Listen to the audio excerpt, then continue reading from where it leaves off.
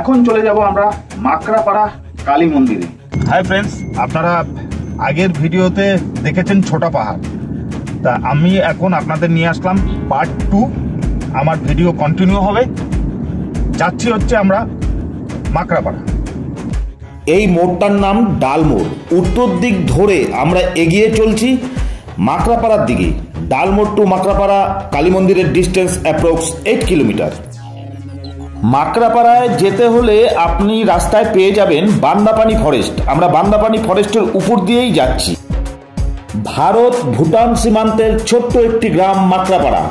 এই মাকড়াপাড়াতেই চা বাগান ও পাহাড়ি গাছের আড়ালে রয়েছে মাকড়াপাড়া কালী মন্দির। প্রতিদিন দূর দূরান্তের অনেক পুণ্যার্থী এখানে মায়ের দর্শন করতে আসেন। সোজা রাস্তাটা চলে যায় গুমটু ভুটান। ওখানে ভুটান গেট আছে, আর আমরা ডান দিকে টার্ন নিয়ে নেব মাকড়াপাড়া কালী মন্দিরের দিকে।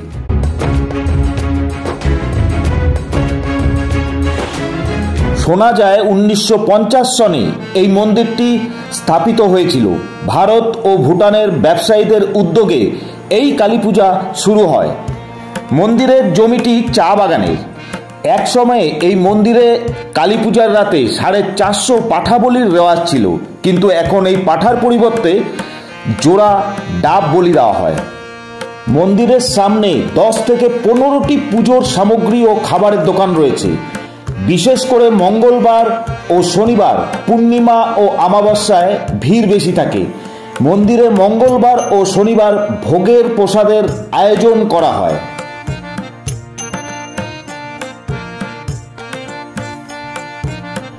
মাকড়াপাড়া কালী মন্দিরে 51টি সিঁড়ি পার করার পর মায়ের দর্শন করতে হয়। 51টি সিঁড়ির মানে হলো 51টি সতীপীঠকে মর্যাদা দেওয়া।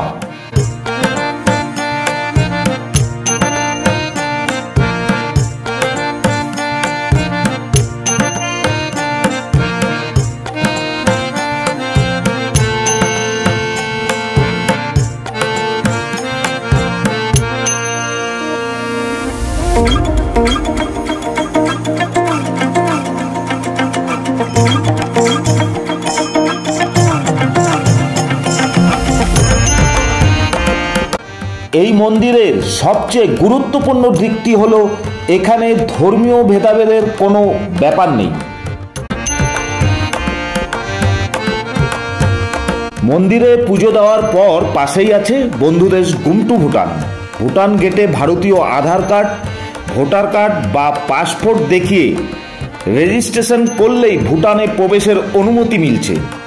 যদি আপনাদের হাতে সময় থাকে তাহলে এই বন্ধুদেশ ভুটানে একবার ঘুরে আসতে পারেন, খুব ভালো লাগবে।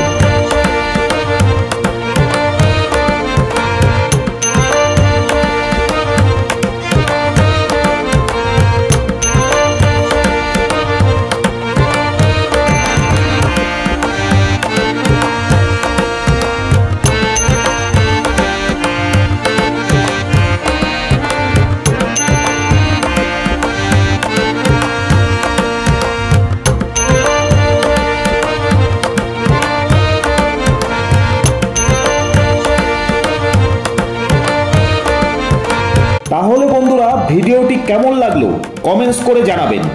দেখা হচ্ছে ইকো ভিলেজ গারুচিরা পার্ট 3-তে।